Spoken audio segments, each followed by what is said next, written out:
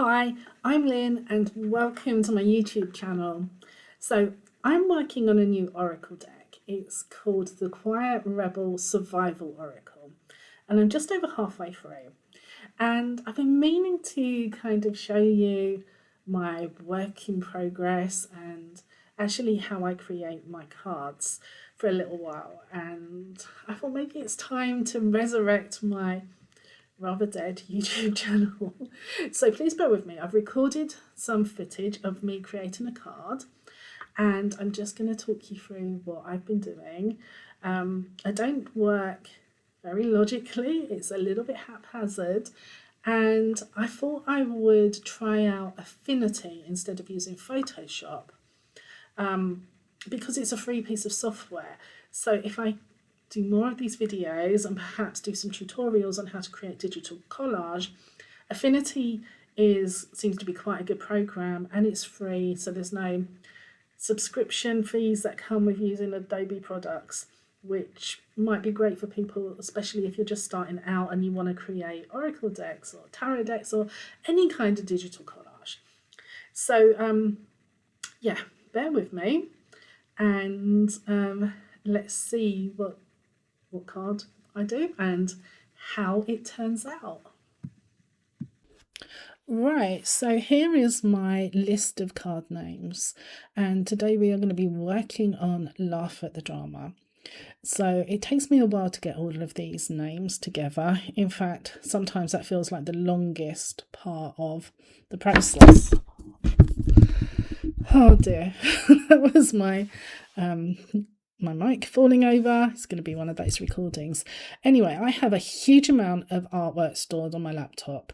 As you can see here, these are all kind of quiet rebel characters that I've cut out. I don't have any fancy software. I use an Android tablet and I sit down in the evenings and I go through old photos, I find them and I cut out while watching something mindless on TV, and I've got hundreds of them. So for this particular card, I was looking for something I remembered seeing and I'd put it in a different folder for a potential different project. So it's Laugh at the Drama, and I absolutely loved this card. I cut this out maybe several years ago and I just love that lady's kind of hearty belly laugh. So I've copied it, or I'm going to actually import it and place it into Affinity. So this is my first time really trying Affinity out. I haven't played with it very much, so it's going to be a slight learning curve for me as well.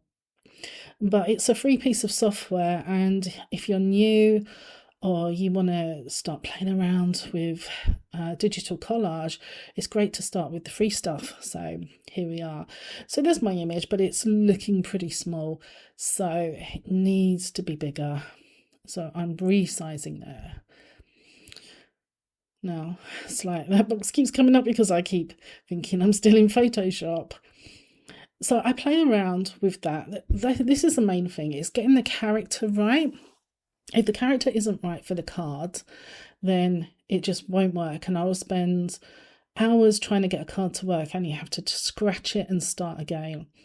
But this one I knew, because I mean, that's how you should laugh at the drama, isn't it? You should be that happy that all that drama and chaos is going on around you and you're not part of it. So there we go, going back there. I'm not exactly what I was sure. Oh, okay. Bear with me because I recorded this a few days ago. So I use Artvee to get a lot of pieces of artwork. It's all public domain. And for this one, I wanted to capture the idea of drama. So a lot of my creation is actually spent finding things. I like this because that's kind of chaotic, isn't it? I really like the idea of the chaos that, sorry, microphone falling over again, that drama creates. So I'm saving those onto my hard drive and we shall use them and play around with them later. I really kind of like the abstract stuff, but there was quite a few bits and pieces on Artvee. So that's artvee.com. and it's all public domain. There's loads and loads of artwork that you can take and use in your bits and pieces.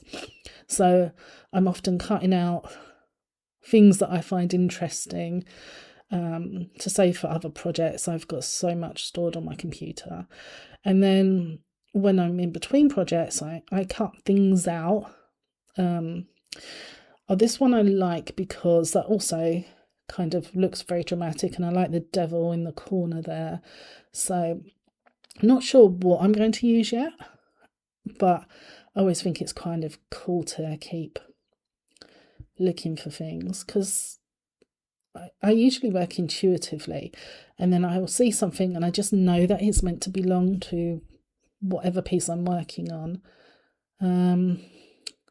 That looks interesting as well, the Paris Theatre one.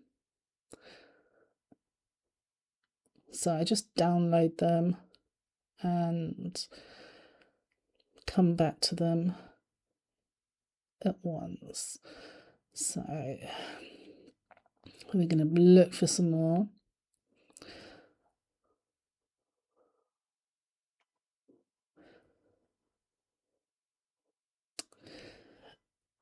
Now, what's caught my eye here is actually this piece of artwork, which I have downloaded, but this has got nothing to do with the Quiet Rebel Survival Oracle.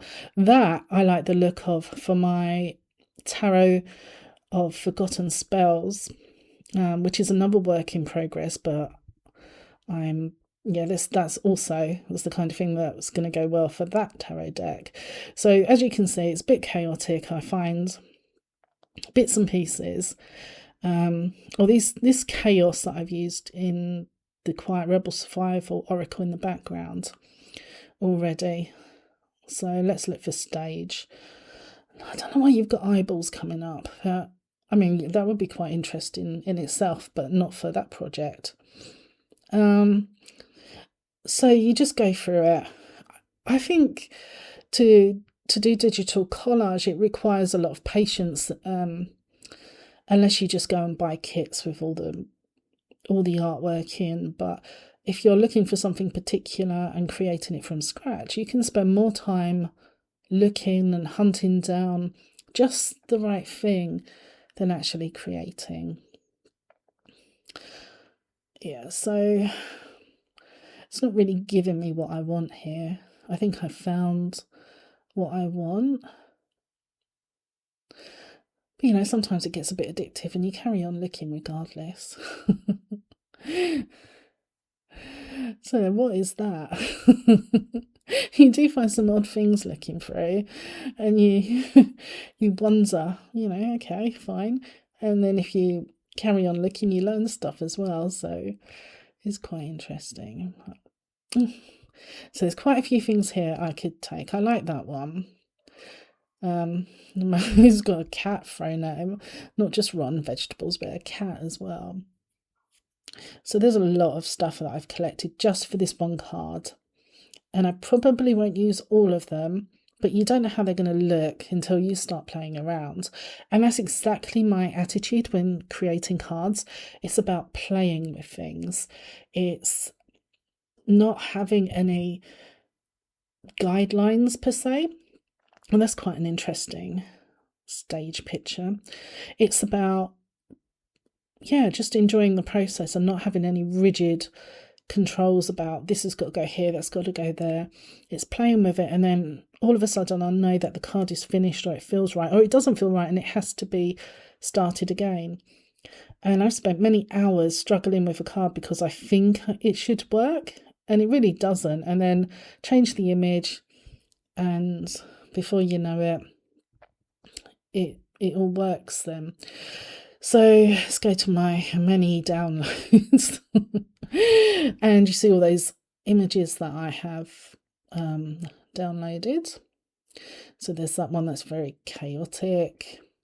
What we're going to do is go back into Affinity and add the background, hopefully. So if you look on the right hand side there's all different layers. We're going to place a new image. It's not in the right directory at the moment. We've got to go to downloads, and there we go, restart importing things.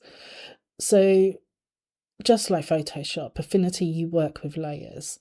So you are literally with collage adding layer on layer on layer. So if you were like doing normal collage, you cut out bits, you stick it on.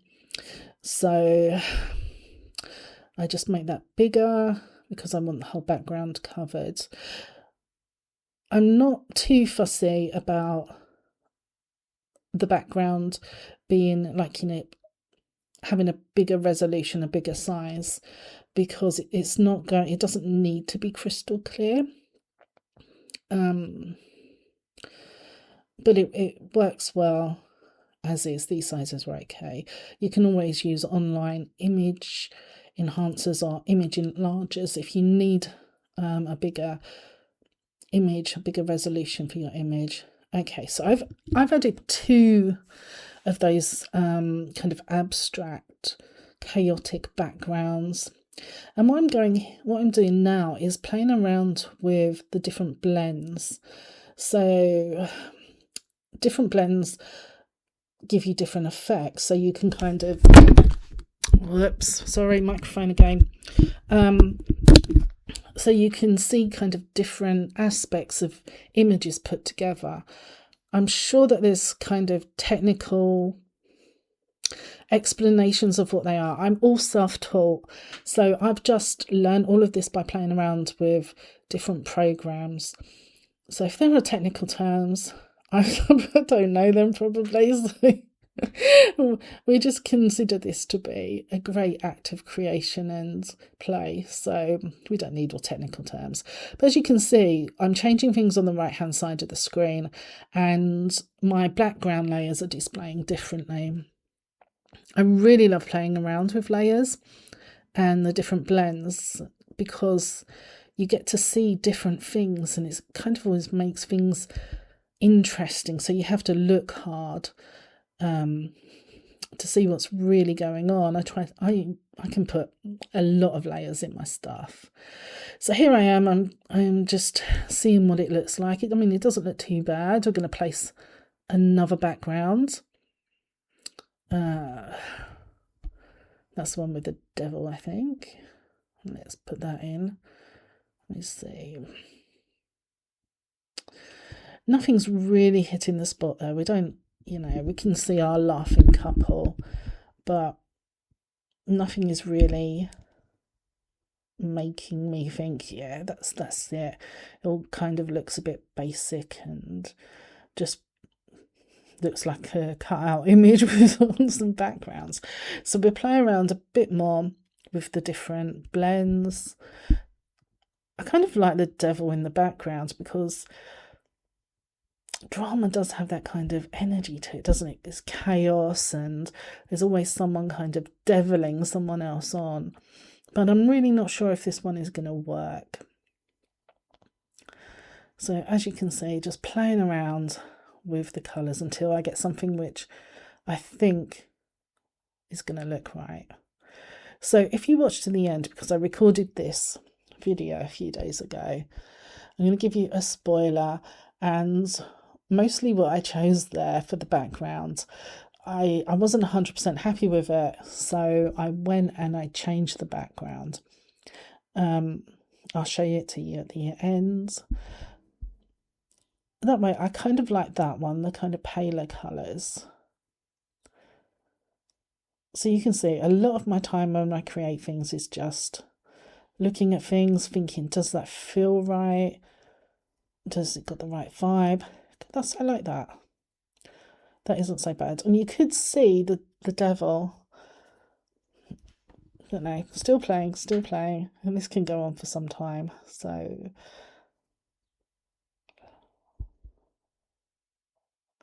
I can't remember how many minutes I spent doing this. It's quite a lot.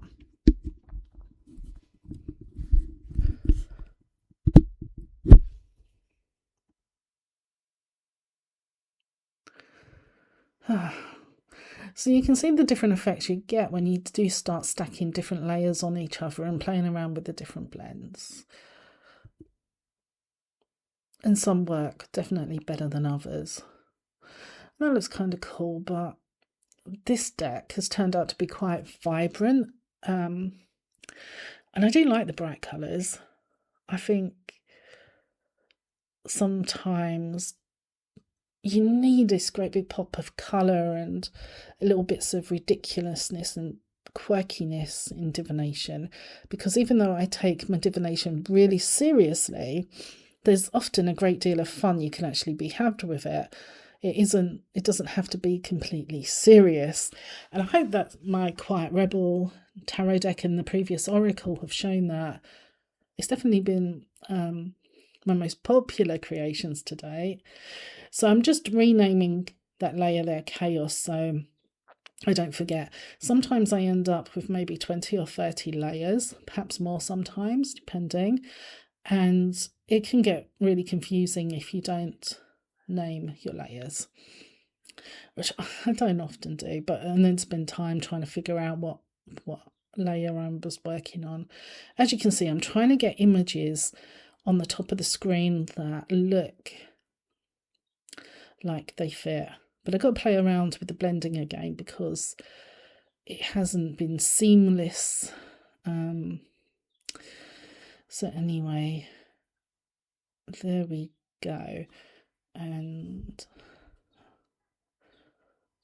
yeah, so this is one of the reasons why I didn't really want to show you my creation process. And it's not because of just the fact that there's just me, my laptop, or me and my tablet.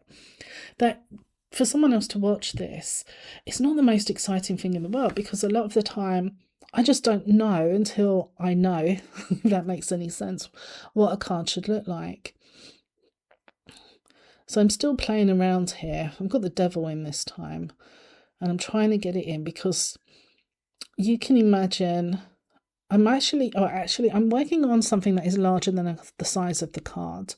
So this is an 8x10 image, and my reason being for this is that I might want to use that artwork again in the future. And if you make it oracle card size or tarot size, then you're restricted to a much smaller image that can be reused. So it's always better to work bigger and you can reduce that down rather than work small and enlarge, because if you enlarge then you lose the quality. That's what I was trying to explain about the background, where I was enlarging the image and the background. But for my background, especially as I'm messing around with so many layers, it really doesn't have to be crystal clear. And I think a lot of programs these days kind of automatically make adjustments. So obviously not happy, going back to look back into Artvee for some different type of artwork, see if there's anything out there which will make my image come to life a bit more. So William Shakespeare there got rejected. Let's see what's on the next page. So I'm not really getting much here. Maybe there's bits and pieces I could use for different projects, but here not so much. Oh, now that one looks interesting. Souvenir du Carnaval. Now they look like drama, don't they? They look a bit gossipy. The drama going up in the box there. Okay, so we're going to work with that one. Let's import that in. Take off some images there. Or just we hide them. Haven't deleted them, just hide them. So let's put these people in. Oh yeah, I kind of like them in the background. So they look like these people, my black and white images, the belly laugh lady and her husband, who I'm not quite sure what he's doing with his trousers. They could be walking away from the drama. Now that's kind of looking more likely. So I want to make sure that I place my people prominently, because my Quiet Rebel people, they're the main stars and you've got to be able to see them. And if you imagine, because I'm working on a bigger canvas, they're going to be shrunk down. So you don't want to make them teeny tiny on this, and then they will be microscopic by the time they get into an oracle card size. So I'm just seeing if it would be better with the chap over the left hand side. As you might have noticed on that photograph of the black and white couple, because I've cut it out of an old photograph, he had his elbow missing, so that's going to have to be covered up. That is actually one of the problems with using really old public domain photos, that you have to work with what you're given, and they weren't always thinking about people in the future using their images and would want their elbow in an oracle card. So I'm playing around again with the different backgrounds, trying to get those people, are they theatre goers, into the background, but with still the element of some chaos. So I want to be able to see it. So if you first look at the image, you might not notice them, but if you look a bit harder, then you will find people in there. Oops. Oh my goodness. I brought down my external mic to use, and it just keeps falling over. I have no idea why. It's never done this before. But if I take my hands off the mic, it falls over. So I really do apologise for the random bangs. No, I kind of like that. That looks a little bit dreamy, and it makes you have to look hard at the background to actually see the people, but it's not so obstructed that you can't see their outlines. So, yep. You can make layers opaque. You can just adjust the transparency up there, so you can have the layers that are kind of almost see-through. You can play with that as well to get different effects. So learning how to use layers is probably the first thing about doing digital collage, because without layers you end up with very, well, do you remember Microsoft Paint-like kind of images? And it's through layers that you can get some real interesting looks. Oh, that's kind of cool. I like those colours. That looks good. But no. Having recorded this a few days ago, I forgot how much time I actually spent on trying to get the layers just so. So I apologise if you are wondering what on earth I'm doing, just messing around. It probably looks all the same to you, but anyways, I do move past this. I know that because I did it.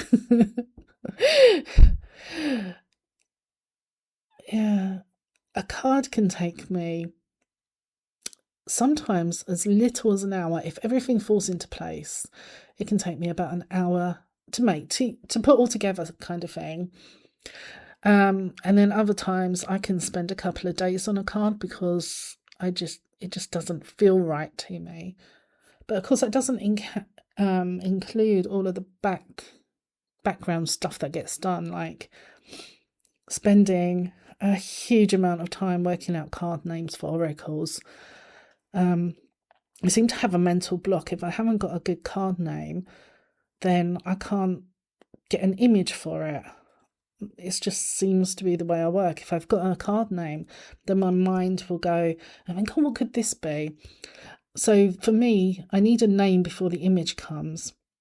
I'm sure other people work completely differently, but it doesn't work that way for me. And I do spend a lot of time searching public domain images and then cutting them out on my tablet. So I think one of the misconceptions about creating digital artwork is that you need like top of the range kit and expensive programs, etc., but that's not true. I only upgraded my tablet last year, and even then it's not anything so super fancy. I've got a 10-inch Honor tablet with one of those fancy pens because I do like the pen. And before that, I created Back to the Wisdoms of the Depths on a Samsung S2 tablet. So like really old. The program I use on that, because I use Android, is Sketchbook, and it's really good. I think it's a great program. You can do all kinds of digital art on it, and I use it mainly to cut things out. And then if I need to add some things in or recolor stuff, then I will use that because I find that easier than using my laptop. So here we go. What am I doing here? I'm saving. That's another thing with these programs. Save as you go along, because otherwise you could find out, like if your laptop decides to get in a bit of a mood, you could end up losing everything. So I'm back to my downloads, back to all my little art assets, things that I've cut out, and I have a growing list of public domain or artwork which I use regularly, or I've paid for artwork for the commercial license to use. So unless you're making something that's just for you, you have to be really, really careful about where you get your bits and pieces to do your digital collage, because you don't want to take something that has got copyright on and find yourself being sued. So, that's really important to check that stuff. So I'm looking for my flowers. I love adding the flowers into the artwork. These vintage ones I use time and time again in my quite rebel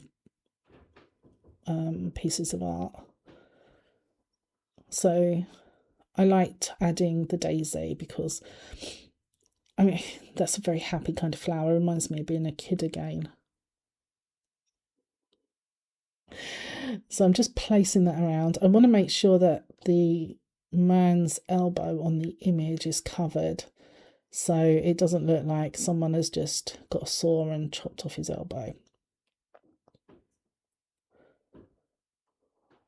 So just placing it. Maybe he just needs a little daisy there.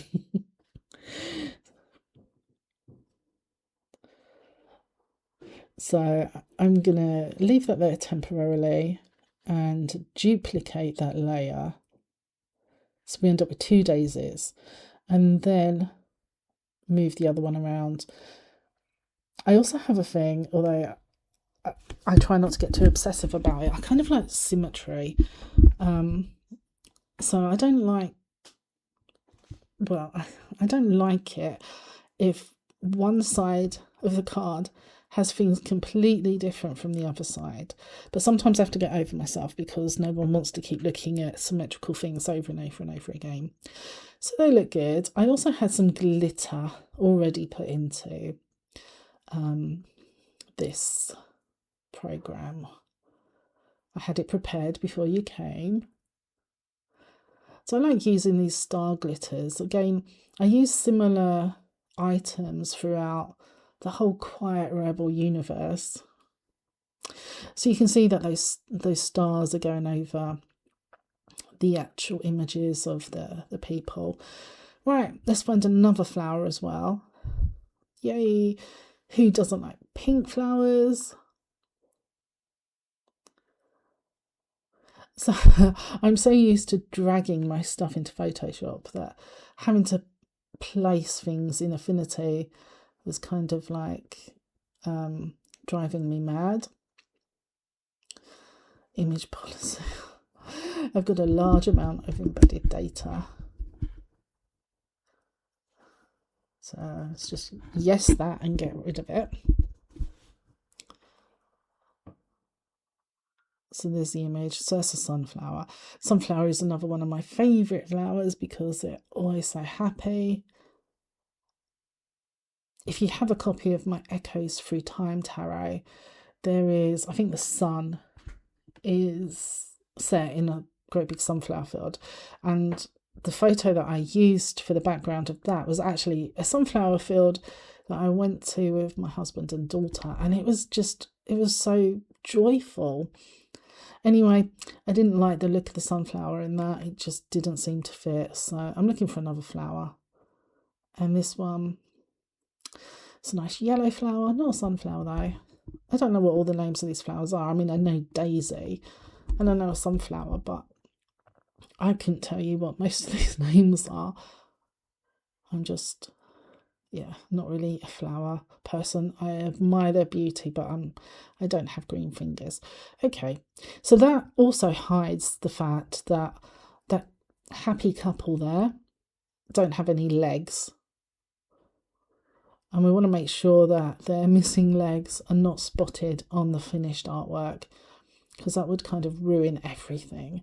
That they're just their legs have been chopped off and they're hovering. So yeah. So we're using the flowers to cover that up. So I've got a gradient fill which I was just toggling on and off on the right hand side. Seeing how that looks. Kind of like the greens and the gold, and you can still see the people quite clearly. So shall we keep that? Yeah, let's save what we're doing. And that is as far as I got with that recording. But it wasn't the end of the story. I decided that it didn't look exactly how I wanted it to look. So what I did was I went back in after I'd stopped recording. So I was just recording in kind of like a little piece of time I had at the weekend, not doing the voiceover. So I've just, but it didn't feel like it was done to me. So I went back and changed it. And this is the final card that will be in the deck. So thank you so much for watching my video, listening to me ramble on about millions of layers and whatnot, and tell me what you think of the cards. And I'd love to know your thoughts and whether you create cards or if you're interested in digital collage. Maybe you'd be interested in learning and would like something a bit more structured than this, which I completely understand because my process is very free-flowing. But thank you for your time, and thank you for listening, thank you for watching, and hopefully I will see you next time.